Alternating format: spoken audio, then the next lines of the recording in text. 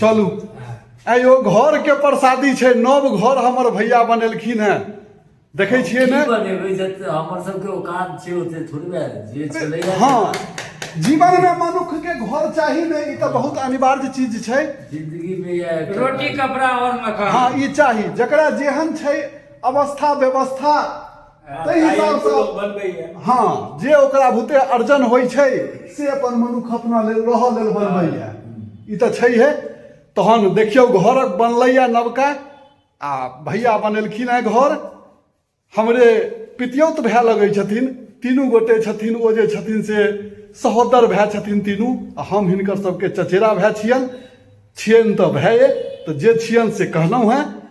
तऽ ई घरक प्रसाद छै, घर जे निर्माण भेलैया नव बनेलखिन हैं ओकर प्रसाद देलखिन हैं, तऽ हम खाइ छी। अहूँ सब व्यवस्था छै। हाँ हाँ तमकलो खेबै, आ अहूँ सब एकर मिठास अनुभव कऽ लियौ, कियाकि लग में तऽ नहीं छी जे कि हम मुँह के खुआ देब चाहे दऽ देब। तऽ हम खाइ छियै, ओहिसँ स्वादक आभास अहूँ सबके भेनाइ जरूरी छै। तऽ धन्यवाद। जय मिथिला, जय मैथिली, जय सनातन।